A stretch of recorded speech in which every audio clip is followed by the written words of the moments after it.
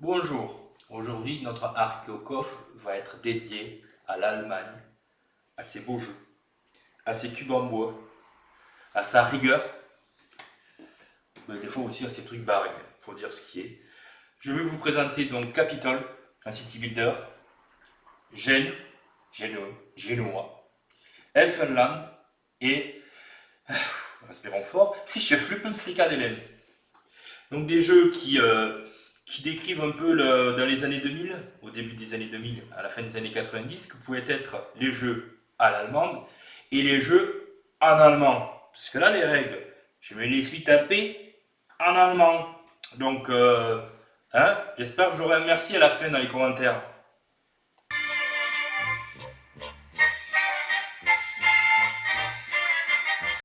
Donc voici Capitol. Capitol, c'est un city builder, une sorte de city builder à l'allemande, où nous incarnons des sénateurs, ou tout du moins des nobles, qui vont construire des immeubles, des immeubles pour les Romains. Et pour ça, ils auront plusieurs phases. Il y aura 4 tours pour faire ça. Et ça ressemble beaucoup, moi je trouve, à Kaiser dans un certain sens. Donc vous avez des cartes ici. Donc on commence avec 6 cartes. Ces cartes, ce sont quoi? Ce sont des cartes soit pour poser des étages, soit pour construire, soit pour poser un toit. Comment se décomposer un tour? Et je dis bien un seul tour. Vous allez à chaque fois, à chacun son tour, on va jouer des cartes. Donc par exemple, moi je dis voilà, je vais construire 2 étages. Les 2 étages qui sont ici, je les mets chez moi. Pour l'instant, ils sont en phase de construction. Le tour continue, ça revient à moi, je dis je refais 2 étages. Et donc je mets 2 étages en plus. Donc ça fait une insulae de 4 étages. Voilà. À ce moment-là, je peux jouer une carte pour monter un toit, qui est ici. Un toit rond. Et ensuite, encore pendant le tour, tant que je ne passe pas, je peux continuer à jouer mes cartes. Si j'ai une carte permis qui me dit, par exemple celle-là, j'arrive à l'attraper, qui me dit construisez dans la zone, dans le quartier noir, une insula. Donc je vais la poster dans une des 3 zones du quartier noir.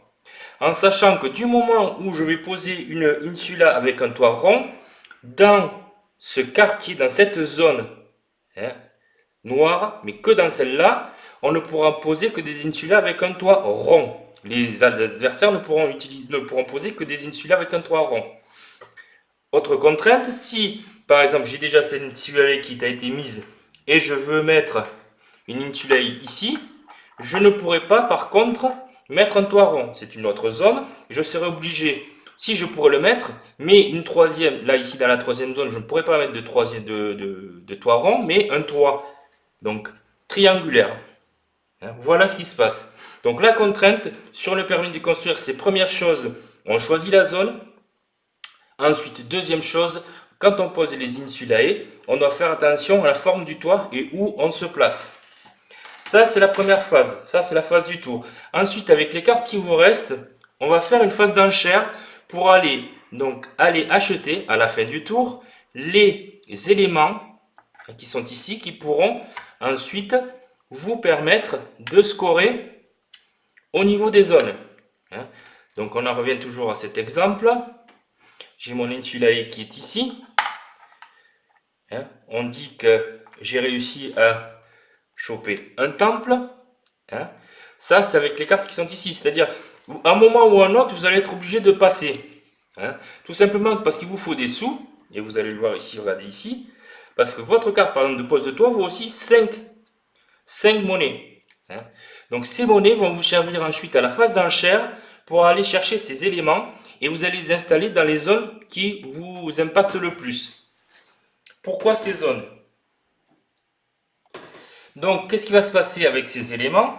Si par exemple vous êtes le joueur qui a le plus d'étages, je dis bien, les 2 premiers joueurs qui ont le plus d'étages vont marquer un point supplémentaire avec les jardins.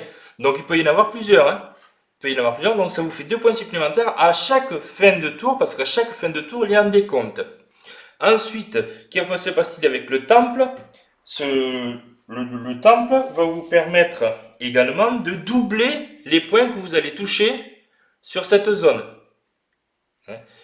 Donc le temple qui est ici. Si vous avez un amphithéâtre et que vous êtes toujours pareil avec le plus d'insulae, la plus haute, le plus d'étages d'insulae, vous allez pouvoir aller piocher des cartes en plus.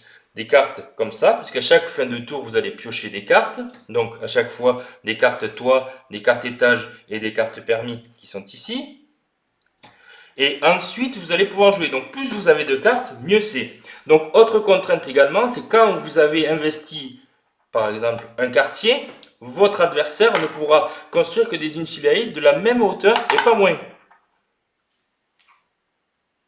Donc un exemple de décompte, ici vous avez donc le joueur rouge qui a 4 étages, ici il en a 2, donc ça lui fait 6. Le joueur bleu a 4 étages, donc le premier c'est le rouge, le deuxième c'est le bleu. Celui qui est donc en tête, dans cette zone, je dis bien dans cette zone, c'est le rouge. Le rouge va avoir touché 2 points. S'il y a un temple ici, il va doubler ses points.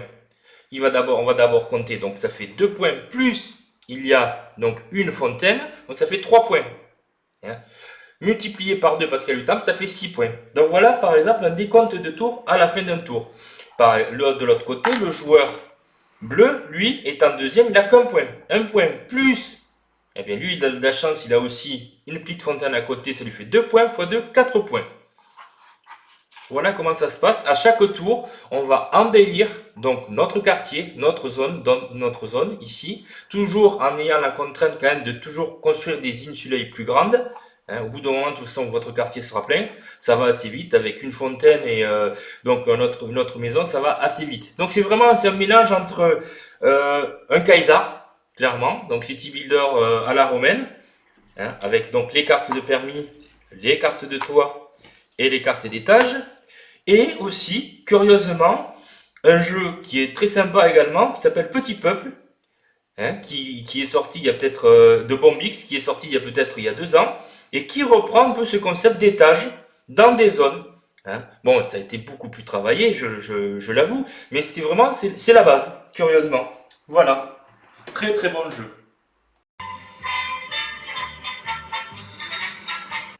Alors, qu'est-ce que j'ai, Noah? Les marchands de Gênes. Les marchands de Gênes, ça en fait c'est un jeu de négociation qui date de, je pense, 2001 ou 2002. Faut avoir la traduction parce que vous voyez les talons, tout est en allemand, donc du bel allemand bien compréhensible. Donc chaque joueur à son tour va avoir une action à faire. Ça va être de positionner par rapport aux 2 et aux 4 qui sont ici. Donc 2, il va commencer par exemple ici, 1, 2. 4, ça va être 1, 2, 3, 4. Il va commencer, donc c'est le joueur marchand. Le premier joueur va faire des mouvements. Il aura 5 positions à faire. Donc par exemple, il va faire première position, deuxième position, troisième position, quatrième position, cinquième position. À chaque fois qu'il va poser donc son jeton, il va devoir, les autres joueurs vont pouvoir négocier pour dire, ben tiens, moi je voudrais bien plutôt que ton jeton tu le mettes ici, et que tu continues ton chemin par là. À chaque fois, ça sera vis-à-vis des enchères. C'est-à-dire à chaque position pourra être enchérie. Pourquoi? Parce que le but de ce jeu, de toute façon, c'est de gagner de l'argent. C'est le plus riche qui à la fin qui gagne. Comment il gagne? Eh bien, c'est tout simplement à chaque tour, donc chaque joueur va faire un chemin. Et à chaque chemin, donc les joueurs qui vont être à proximité d'une maison, d'un bâtiment, vont enchérir pour pouvoir utiliser ce bâtiment. Celui qui aura la plus grosse enchère, eh bien, pourra donc jouer ce bâtiment. Donc en fait,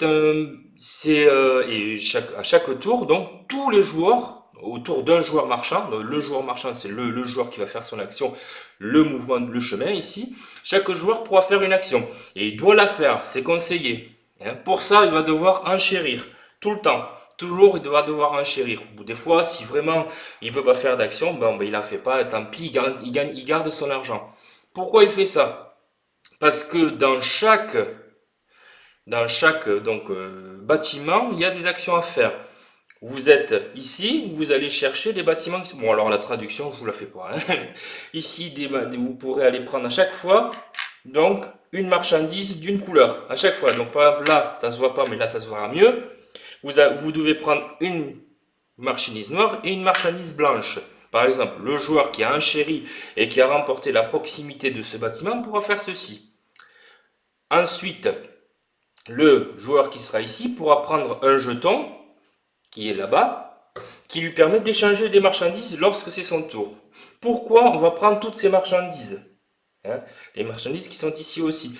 Pourquoi on fait ça, hein? Ça, c'est pas des marchandises, c'est des propriétés. On va voir ensuite ce que c'est. Hein? Pourquoi on fait ça? C'est pour remplir des contrats qu'on peut aller chercher donc à la guilde. Hein? Et ces contrats vont être remplis. Donc par exemple là, ce contrat, il faut aller à la Villa Sasteri pour aller donner les marchandises marron, noir et jaune. Voilà. Donc à chaque fois, vous allez... c'est un peu le bordel quand même, ces choses-là. Donc ici, vous allez prendre aussi les propriétés. Vous allez pouvoir acheter des propriétés. Pourquoi acheter des propriétés? C'est ici, c'est le cadastre, en fait, la cathédrale. Vous allez pouvoir acheter des propriétés. C'est parce que à chaque fois que vous avez une propriété dans un endroit, eh bien, ce bâtiment est à vous. Donc, la personne qui va utiliser ce bâtiment va devoir payer. Donc, c'est vraiment de l'interaction au maximum. On gagne de l'argent en investissant, en faisant donc des livraisons. Par exemple, là, il faut aller au Palazzo, au Palace, pour aller vendre donc une marchandise noire qu'on aura préalablement eue. Hein? Ici, les privilèges, c'est quoi? Hein? C'est plus on a de bâtiments, plus on a de ducats. Car ce qui compte à la fin, vos points de victoire, c'est la thune, les ducats. Hein? Vous pouvez aussi faire l'action de postier. Vous devez dans le tour, hein, dans ce tour-ci, donc il y aura un pion à côté de la trattoria et un pion à côté de la Villa Ricci. La Villa Ricci est ici. S'il y a un pion ici et il y a un pion au niveau de la trattoria, c'est-à-dire que ce mouvement a été effectué, vous pouvez donc jouer cette carte en disant, ben moi j'ai fait la poste, hein, vous n'utilisez pas les bâtiments, mais vous pouvez délivrer un message. Donc quand vous délivrez un message, vous gagnez également du ducat. Voilà en quelque sorte, vraiment, la poste est ici. Donc vous allez à la poste pour aller chercher des missions à la poste. Vous allez à la guilde, voilà je l'ai retrouvé, pour aller chercher des actions à la guilde. Donc par exemple, le premier joueur, donc le joueur marchand, comme on dit, a fait cette action, a fait ce mouvement, ce chemin. Donc ce chemin, comment on va l'exploiter? Eh bien vous dites, ben voilà, je vais aller à la guilde. Hein, moi je vais à la guilde, on a enchéri pour ça, et j'aurai donc un contrat à effectuer dans la partie. Hein. Quelqu'un d'autre, hein, va aller par exemple chercher donc ici les marchandises. Un autre, il aura été à la Villa Ricci, et à la Villa Ricci, il aura pu remplir son contrat. Hein, parce que vous regardez les contrats, chaque fois il faut aller livrer des marchandises à une villa spécifique. Ici vous avez donc les tokens, c'est des tokens d'aide. Hein, qui vont vous permettre également de jouer plusieurs fois. Hein, plusieurs fois, vous pouvez dans un tour, vous pouvez jouer plusieurs fois. Mais quoi qu'il arrive, c'est l'un des premiers jeux. En fait, on va être clair, c'est l'un des premiers jeux où, en tant que joueur, vous jouez tout le temps. Le seul but du joueur qui va du tour du joueur, ça va être de positionner donc ces fameux jetons, hein, et d'ensuite de pouvoir vendre ses positions pour que les personnes ensuite puissent les utiliser. En fait, vous êtes le joueur du tour, c'est-à-dire le joueur en titre, le joueur marchand. Il va pouvoir déjà prendre l'action qu'il veut, ça c'est bien, d'accord. Il pourra utiliser l'entrepôt qu'il veut, qui est en proximité de ses jetons. Hein. Mais ensuite, il va gagner de l'argent par rapport à tous les mouvements. Donc, il faut faire aussi attention à ça, c'est-à-dire en tant que joueur marchand, qu'est-ce qui m'intéresse le plus, mais qu'est-ce qui intéresse l'autre. Donc des fois, vous allez faire des mouvements dans votre tour qui vous apporteront pas grand-chose, mais dans toute l'enchère qui va suivre, vous allez gagner des ducats. Et les ducats, c'est les points de victoire. Il n'y a pas de points de victoire autre que les ducats. Celui qui à la fin gagne, c'est celui qui a le plus de ducats. C'est celui qui aura aussi bien géré ses mouvements qui aura aussi bien géré ses marchandises pour les amener au bon endroit, qui aura été également à la cathédrale pour être propriétaire de certains bâtiments. Et du coup, mais par exemple là, voilà, moi je vais me dire, chaque tour, on peut mettre, je suis propriétaire de la Villa Sasteri, la fois d'après, je suis propriétaire de la Villa Ricci, la fois d'après, je suis à la Villa Colini. Qu'est-ce qui se passe? Ça veut dire que tous les gens qui vont utiliser les guildes, qui vont aller faire des contrats aux guildes, et bien tous les gens, quand ils vont y aller, ils vont vous payer. Vous voyez le concept? C'est pareil pour, par exemple, le jaune va jouer sur, par exemple, tout ce qui va être ces bâtiments-ci. Pourquoi? Parce que ce sont les bâtiments où il y a des petits jetons. On peut très bien faire comme ça. Il y a plein de stratégies possibles, imaginables. Le seul souci, c'est que c'est très long. Parce que les enchères peuvent être très longues. Ça, vous savez ce que c'est les enchères? C'est toujours un tour. Ça peut durer une demi-heure. Un tour par joueur. Donc, ce qui veut dire que ici, vous avez le nombre de tours possibles. Donc, à 5 joueurs, je pense que ça doit être ici. C'est long. C'est long parce qu'à chaque fois que vous faites, à chaque fois que vous avez un jeton, on fait l'enchère. Bon, il est clair qu'à la 5e enchère, il n'y a plus personne. D'accord? Voilà comment ça se passe. C'est un jeu qui a beaucoup d'interactions, qui est très sympa. Bon, le seul problème, c'est de trouver la traduction parce que je crois pas qu'ils aient été traduits en français. Je pense qu'il y a eu une version qui a été traduite en anglais, oui, mais c'est tout. Donc c'est vraiment là où vous allez gagner de l'argent. C'est clairement une sorte de gestion vraiment de la monnaie. Voilà, un très bon jeu.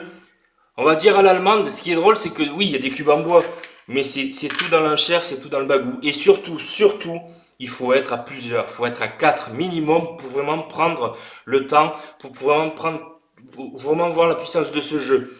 Mais ça prend du temps. Ça prend 2-3 heures minimum. Voilà ce que je voulais en dire, un très très bon jeu.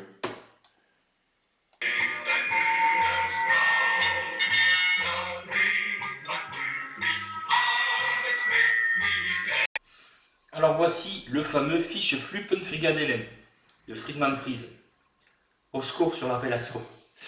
Donc en fait, vous êtes des joueurs, ou du moins des baladeurs, qui allons essayer d'avoir jusqu'à 4 fétiches. Pour avoir ces 4 fétiches, vous avez 3 points de déplacement pour aller visiter des stands. Des stands qui vont soit produire des légumes, par exemple celui-là va produire des légumes, et achète des cigarettes, des clopes, oui. Voilà. Donc celui-là, par exemple, va produire des cigarettes et va vendre du légume. Voilà. Pourquoi on fait ça? Pourquoi on va dans ces stands? C'est pour ensuite avoir des denrées. Et ces denrées, eh bien, vous pouvez ensuite aller chez le féticheur, Friedman Freeze à l'occurrence, qui contre 3 denrées différentes va vous donner un fétiche. Contre 4 denrées différentes va vous donner un autre fétiche. Voilà, les denrées sont ici. Elles sont à chaque fois différentes. Donc il y a du burger, il y a des cigarettes, il y a de l'alcool, bien sûr. Vous avez également des changeurs qui, eux, ne seront là que pour, par exemple, vous dire, ben voilà, je te change des légumes contre 2 alcools. Et chaque stand aura aussi des actions en plus. Donc là, par exemple, ce stand produira de l'alcool et du burger en plus. Voilà. Ce stand produira donc de l'argent, marchandises et des burgers. Donc, en fait, c'est toute une économie fermée à base de burgers, d'alcool, de cigarettes. On se croirait à l'Oktoberfest, il manque plus que les binous. Et ensuite, vous aurez une gestion du cours des objets, des marchandises par rapport à cela. À chaque fois que vous allez acheter, le prix de la marchandise va augmenter. Si vous vendez, le prix de la marchandise va baisser. Voilà en tout ce qu'il faut savoir sur ce jeu qui est complètement barré. Il faut dire ce qui est. Vous allez essayer de gérer vos marchandises pour ensuite aller chez le féticheur. Normalement, il n'y en a qu'un, moi j'en ai mis 2 dans ce cas. Et vous allez vous balader dans une sorte de parc où il fait bon fumer et boire de l'alcool. Voilà, c'est un jeu à l'allemande qui est très marrant, mais totalement à contrario des idées actuelles.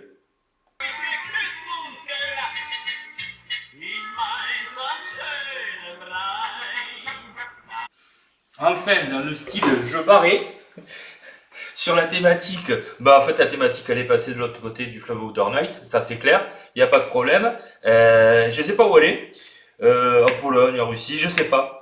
Voilà, Elfenland. Alors, Elfenland, c'est vous balader dans le pays des elfes, Elfenland, ici, et vous allez devoir aller dans différents endroits, dans différents villages, pour aller prendre donc les ressources qui sont ici. Et c'est celui qui a le plus de ressources à la fin des 4 tours qui va pouvoir, qui gagnera. Comment il fait? On va définir par rapport au. Chaque fois, chacun va prendre un token qui est ici, au début du tour, et va définir la route qu'il va prendre. Hein, et ensuite, derrière, par rapport à cette route, il va devoir faire correspondre une carte. Donc c'est un jeu de bluff, de déplacement. Je sais pas comment vous dire clairement. Moi, j'ai pas trop compris l'intérêt de l'appeler Elvenland. On aurait pu l'appeler autrement. Voilà, à chaque fois, vous allez choisir donc chaque route. À chacun de son tour, va choisir la route. On peut très bien le bloquer. On peut très bien bloquer son adversaire également. Hein, par rapport à la route qu'il doit prendre pour aller prendre ses ressources. Mais quel est l'intérêt? Bon, ça, vous me direz. Si quelqu'un connaît, j'ai trouvé ça, j'ai essayé d'y jouer. Ben, j'ai pas trouvé le fun. Il faut peut-être à 5 ou 6, ça doit être bon. Voilà.